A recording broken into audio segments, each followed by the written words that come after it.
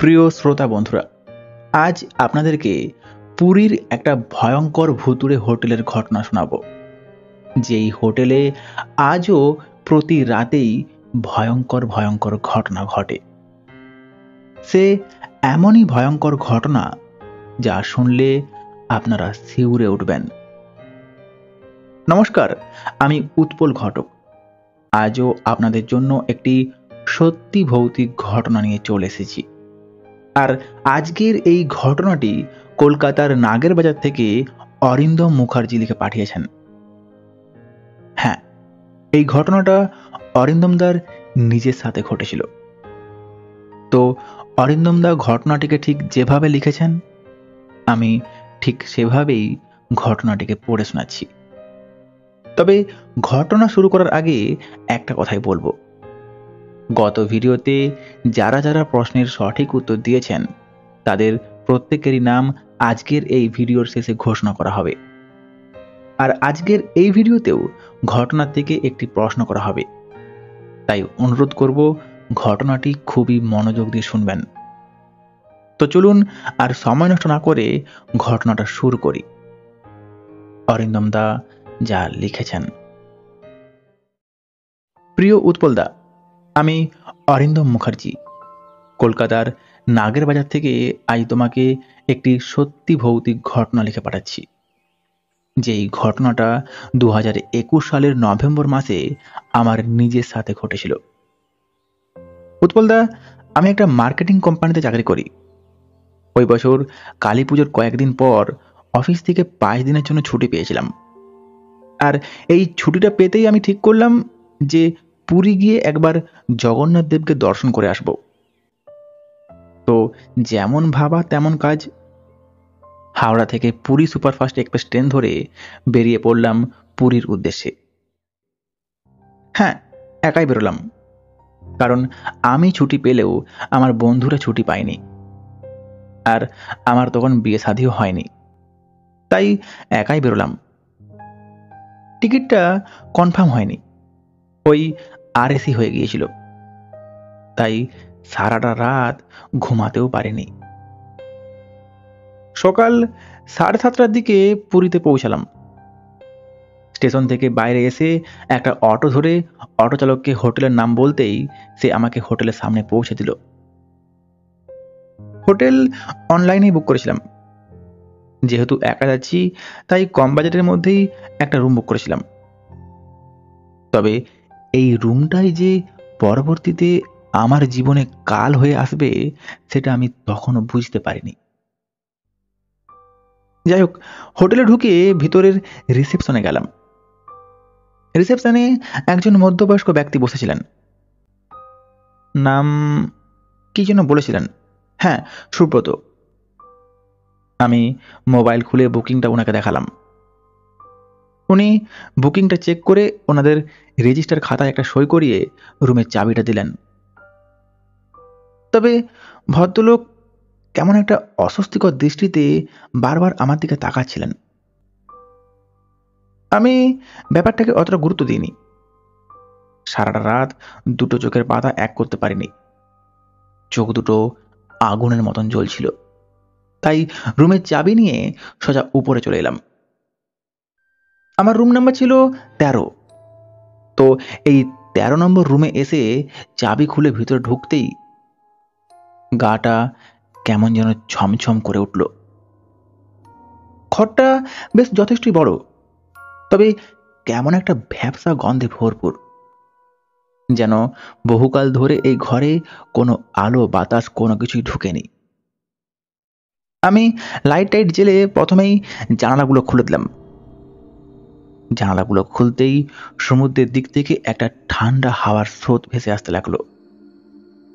কিছুক্ষণের মধ্যেই ওই হাওয়ার স্রোতে এই ভ্যাপসা গন্ধ পুরো বিলীন হয়ে গেল। ঘরে টিভি, পাখা, লাইট সবই আছে, তবুও ঘরটাকে কেমন একটা যেন অস্বস্তিকর লাগছিল।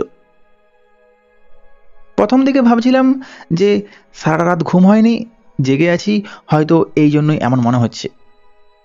কিন্তু যত সময় এগোতে থাকলো আমার এই ধারণাটা ততই বদলাতে থাকলো। আমি হালকা করে একটু ফ্রেশ ট্রেশ হয়ে ব্যাগটাকে টেবিলের উপর রেখে চুপচাপ শুয়ে পড়লাম। কতক্ষণ ঘুমিয়েছি ঠিক খেয়াল নেই, তবে হঠাৎই একটা অদ্ভুত শব্দে ঘুমটা ভেঙে গেল। মনে হলো কোনো এক মহিলা গুনগুন করে গান গাইছে। ব্যাপারটাকে আমি কোনো গুরুত্ব না দিয়ে আবার শুয়ে পড়লাম, কেননা এটা একটা সাধারণ ব্যাপার। এই এত বড় হোটেলে যে কেউই গান গাইতে পারে। তবে এর পরে যেটা ঘটলো সেটা বেশ অবাক করার বিষয়। আমি চোখ বুঝতে না বুঝতেই আমার কেন জানি না মনে হলো যে আমার ঘাড়ের উপর কেউ গরম নিঃশ্বাস ফেললো। আমি সঙ্গে সঙ্গেই উঠে বসলাম, ভালোভাবে এদিক ওদিক তাকাতাকি করলাম, কিন্তু কাউকেই দেখতে পেলাম না। মনের ভুল ভেবে এটাকেও উড়িয়ে দিলাম। তবে আর ঘুমালাম না, কেননা বেলা তখন বেশ অনেকটাই হয়েছে। স্নান সেরে ফ্রেশ ট্রেশ হয়ে বাইরে বেরিয়ে পড়লাম। হোটেলে দুটো খাওয়া দাওয়া সেরে সমুদ্রের দিকে এগিয়ে গেলাম। বিকেলটা সি বিচ, জগন্নাথ মন্দির এসব ঘোরাঘুরি করে আবার সন্ধ্যের দিকে রুমে ফিরে এলাম। তবে এত ঘোরাঘুরি করার পরেও মনের মধ্যে কেমন একটা অস্থিরতা কাজ করছিল। কেন জানি না বারবার মনে হচ্ছিল যে কেউ আমাকে অনুসরণ করছে, সবসময় নজরে নজরে রাখছে। রাতে আর হোটেলে গেলাম না। সন্ধেবেলায় আসার সময় একটা বিরিয়ানির প্যাকেট এনেছিলাম, ওটা খেয়েই চুপচাপ শুয়ে পড়লাম। আমি যখন শুলাম তখন ওই 10:30 কি 11টা হবে। এমন সময় হঠাৎ করেই ঘরের লাইটগুলো ঝিমঝিম করতে লাগলো। ভাবলাম হয়তো ইলেকট্রিসিটির সমস্যা, কিন্তু হঠাৎ করেই টিভিটা নিজের থেকেই চালু হয়ে গেল। স্ক্রিনে কিছু ঝাপসা ছবি আর একটা ভয়ঙ্কর চিৎকারের আওয়াজ ভেসে আসতে লাগলো। না না, শুধু তাই নয়, কেউ যেন ফিস ফিস করে বলছে, এখান থেকে চলে যাও, চলে যাও এখান থেকে। আমি রিমোট দিয়ে টিভিটা বন্ধ করার চেষ্টা করলাম, কিন্তু বন্ধ হলো না। তাই উঠে গিয়ে সুইচ টিপেই বন্ধ করলাম। তো এই সুইচটা বন্ধ করতে গিয়ে আমি দেখলাম যে দরজার নিচ দিয়ে ছায়ার মতো কিছু একটা চলে গেল। আমি সঙ্গে সঙ্গেই দরজা খুলে বাইরে বেরিয়ে এলাম, কিন্তু না, কাউকেই দেখতে পেলাম না। এবার কিন্তু আমার বেশ ভয় লাগতে শুরু করলো। তবে ভয় লাগলেও কিছু তো আর করার নেই। দরজা জানালা ভালো করে বন্ধ করে ফোনটাকে পাশে রেখে চুপচাপ শুয়ে পড়লাম। বেশ অনেকক্ষণই ভাবে শুয়েছি, ঘুম তখনও আসেনি। জানালায় পর্দা না থাকায় কাচের জানালা দিয়ে চাঁদের আলো ঘরে আসছিল, আর ওই আলোতে আমি স্পষ্ট দেখলাম যে বাথরুমের কন্টার কাছে একটা মেয়ের মতো অবয়ব বসে আছে। মেয়েটি তার চুলগুলোকে সামনের দিকে এমনভাবে ঝুলিয়ে রেখেছে যে তার মুখটাকে ঠিকমতো দেখাই যাচ্ছে না। তবে তার গায়ে বিধবাদের মতন একটা সাদা শাড়ি জড়ানো আছে। আমি সাহস করে উঠতেও পারছি না, আর কোনো কিছু বলতেও পারছি না। ঘুমানোর ভান করে চোখগুলোকে হালকা খুলে ওই মহিলাটির দিকে তাকিয়ে থাকলাম। তবে আমি যে তার দিকে তাকিয়ে আছি এটা সে মনে হয় বুঝতে পেরে গিয়েছিল, কেননা আমি তার দিকে তাকাতেই সে আস্তে আস্তে পুরো অদৃশ্য হয়ে গেল। আমি তো এই দৃশ্য দেখে ঘেমে নিয়ে পুরো একাকার। চিৎকার করে যে কাউকে ডাকবো সেই ক্ষমতাটাও শরীরে তখন আমার নেই। কোনো রকমে ধরপড় করে উঠে ঘরের লাইটগুলোকে জ্বেলে চুপচাপ বাইরে বেরিয়ে এলাম। না, আমি আর সময় নষ্ট করলাম না। সঙ্গে সঙ্গেই নিচের রিসেপশনে নেমে এলাম। রিসেপশনে সুব্রতদা তখনও বসেছিল। আমি ওনাকে একটা কথাই জিজ্ঞাসা করলাম, আচ্ছা দাদা, সত্যি করে একটা কথা বলুন তো, আমাকে যেই রুমটা দিয়েছেন ওই রুমটাতে কি কোনো সমস্যা আছে? সুব্রতদা বলে উঠলেন, কেন বলুন তো? আমি এবার পুরো ঘটনাটাই তাকে খুলে বললাম। প্রথম দিকে সুব্রতদা এগুলো স্বীকার করতে চাইছিল না, তবে আমি যখন একটু জোর গলায় কথা বললাম তখন সে বলতে শুরু করলো। সে বলল, হ্যাঁ, ওই রুমটাতে একটু সমস্যা আছে। রুমটার অনেক বড় একটা কাহিনীও আছে। দেখুন, আমরা ওই রুম সহজে কাউকে ভাড়া দিই না, তবে আপনি যেহেতু অনলাইন বুকিং করেছিলেন আর আমাদের বাকি রুমগুলোও যেহেতু সব বুক, তাই আপনাকে বাধ্য হয়েই ওই রুমটা দিতে হলো। তবে আমরা কিন্তু ওই রুমটা অনলাইন বুকিংয়ের জন্য ওপেন রাখিনি, হয়তো কোনো কারণে সার্ভার মিসিং হয়ে এমনটা হয়ে গেছে। আমি এবার ওই সুব্রতদাকে জিজ্ঞাসা করে উঠলাম, আচ্ছা, আপনি যে মাত্র বললেন যে ওই রুমটার একটা বড় কাহিনী আছে, তা কি কাহিনী? সুব্রতদা এবার বলতে শুরু করলেন, আজ থেকে বছর চারেক আগে এইরকম বছরের শেষের দিকেই একটা অল্প বয়সী বিধবা মেয়ে ওই 13 নম্বর রুমে উঠেছিল। মেয়েটার নাম সম্ভবত রুদ্রাণী ছিল। ভীষণ শান্ত একটা মেয়ে, একাই এসেছিল, 4 দিনের জন্য রুমটা বুক করেছিল। তবে কি জানি কি হলো, চতুর্থ দিন সকাল থেকেই রুমের দরজা ভিতর থেকে বন্ধ। এদিকে নতুন কাস্টমার এসেছে, সেরকম কোনো রুম খালিও নেই। ওদিকে ওই মেয়েটিরও চেক আউটের সময় পেরিয়ে গেছে, তাই দরজা ঠুকে মেয়েটিকে ডাকতে লাগলাম। কিন্তু অনেকবার ডাকাডাকি করার পরেও যখন মেয়েটি দরজা খুলল না, তখন আমাদের একটু খটকা লাগলো।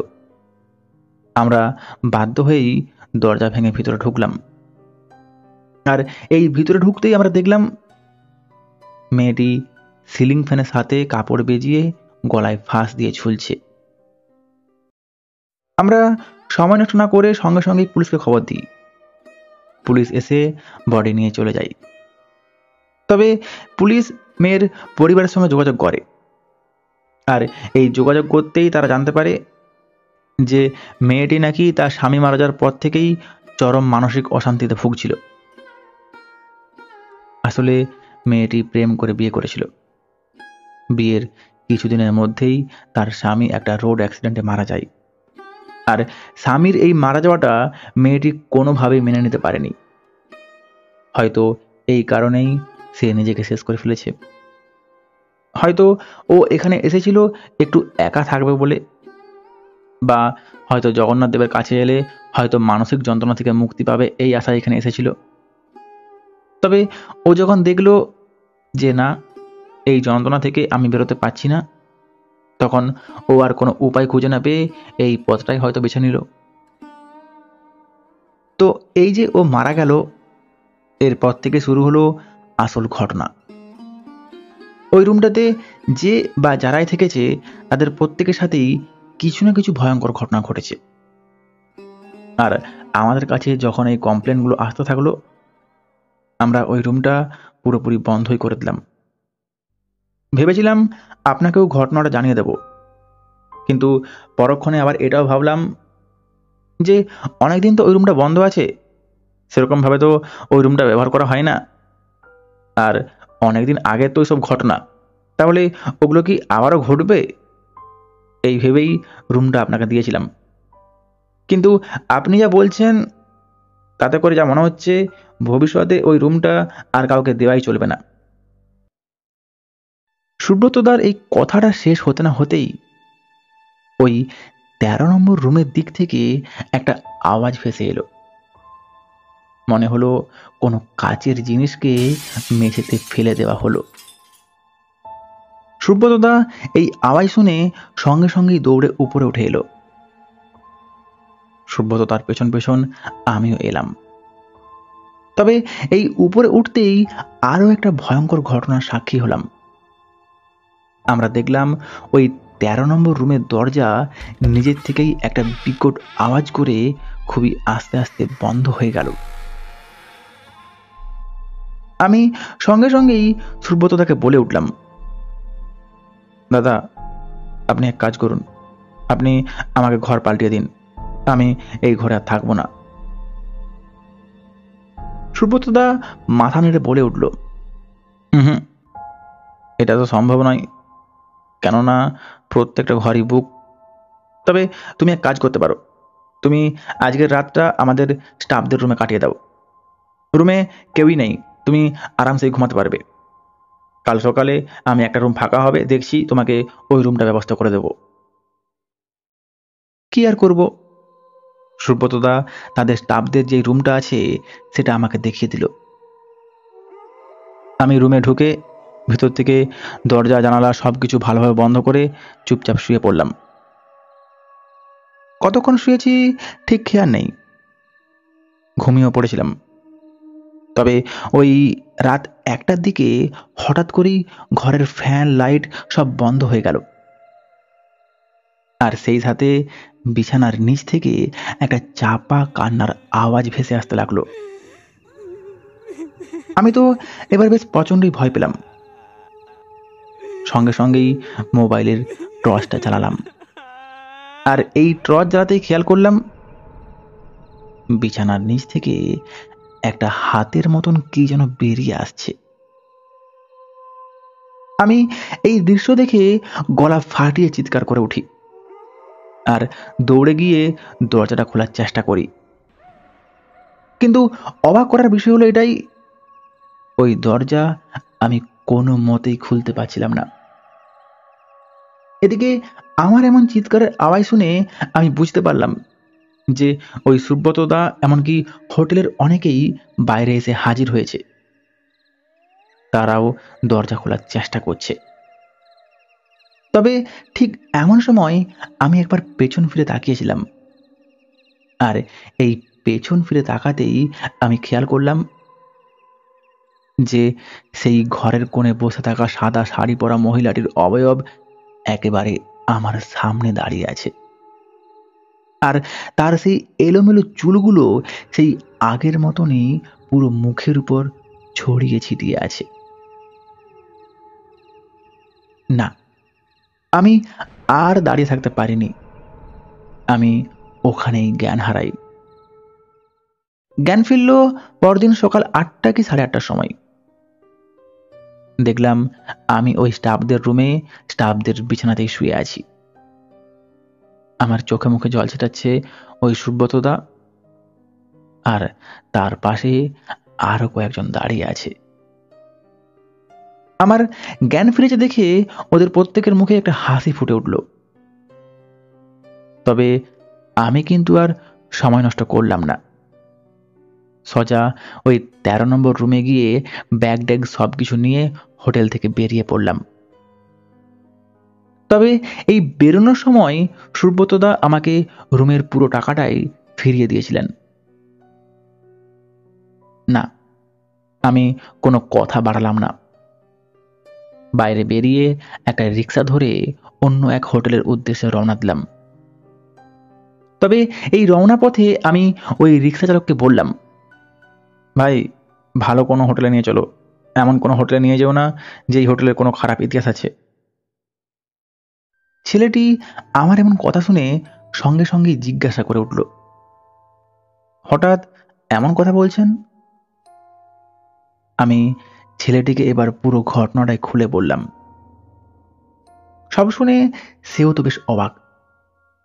সে সঙ্গে সঙ্গেই বলে উঠল, বাবু আপনি এক কাজ করুন, আপনি হোটেল যাওয়ার আগে একবার দেবানন্দ বাবার কাছে চলুন, কেননা আপনি যা বললেন এতে করে আমার মনে হয় ওই অশুভ আত্মা এত সহজে আপনার পিছু ছাড়বে না। সে নিশ্চয়ই আপনার কোনো ক্ষতি করার চেষ্টা করবে। তবে আপনি যদি এই দেবানন্দ বাবার কাছে যান, উনি নিশ্চয়ই কিছু না কিছু একটা ব্যবস্থা করবেন। আর সবচেয়ে বড় কথা, উনি কোনো টাকা পয়সা নেন না।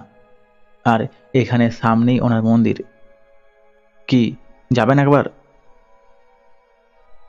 ছেলেটির এই কথাগুলো আমার বেশ মনে গাঁথল। আর সবচেয়ে বড় কথা, যেহেতু টাকা পয়সা লাগবে না, সামনেই তাকে পাওয়া যাবে, অতএব যাওয়াই যায়।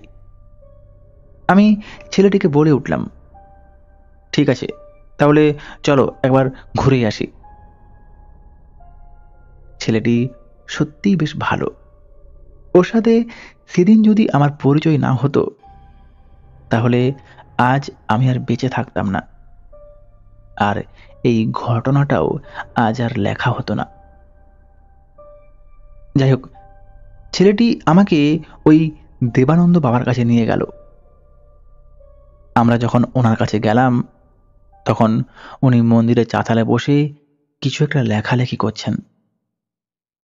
বেশ প্রবীণ একজন বয়স্ক ব্যক্তি, বয়স আনুমানিক 70 কি 72 হবে।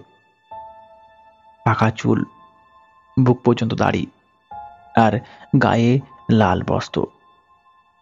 তবে সবচেয়ে অবাক হলাম এটা দেখে যে আমি বা ওই ছেলেটি, আমরা কেউই ওনাকে কোনো কিছু বললাম না। উনি নিজেই আমাকে বলে উঠলেন, এ কি, এ তুই সঙ্গে করে কাকে এনেছিস? এ তো তোকে মেরে ফেলবে।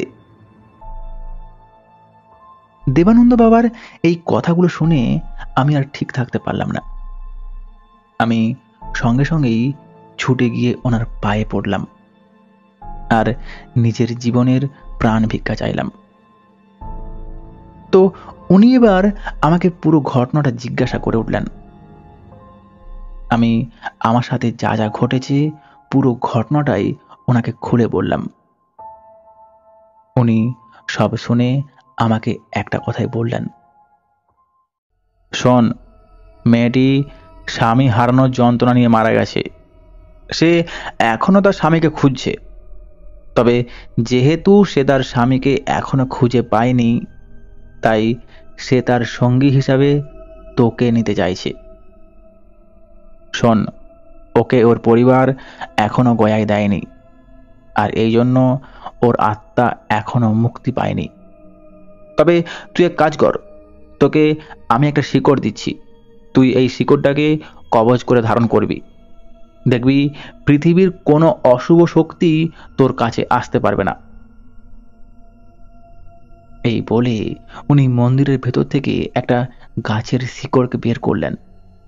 তারপর ওই শিকড় থেকে অল্প একটু ছাল ছাড়িয়ে ছালটাকে মা বগলামুখী মায়ের সিঁদুর মাখিয়ে একটা কাগজের মধ্যে মুড়ে আমার হাতে দিলেন।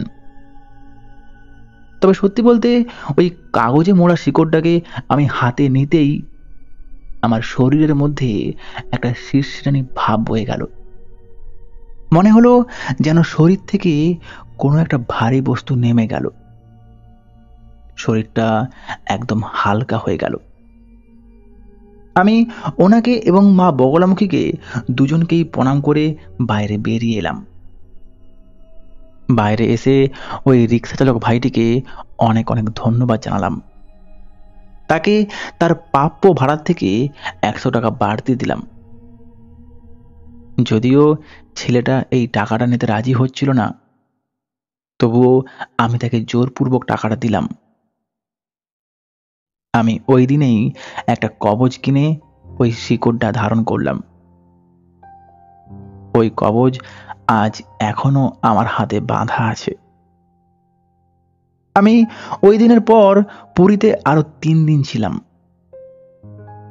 তবে তারপর থেকে এখনো পর্যন্ত আমার সাথে আর কোনো ভৌতিক ঘটনা ঘটেনি। আর সত্যি বলতে বর্তমানে আমি ভূত প্রেত এগুলোকে আর ভয়ও পাই না। তো এই ছিল আজকের ঘটনা। ঘটনাটি আপনাদের কেমন লাগলো তা অবশ্যই কমেন্টে লিখে জানাবেন। আর ঘটনাটা যদি ভালো লেগে থাকে তাহলে অবশ্যই একটা লাইক করবেন। হোটেলের নামটা ঘটনাতে বললাম না, কারণ এতে করে অনেক আইনি সমস্যা হতে পারে।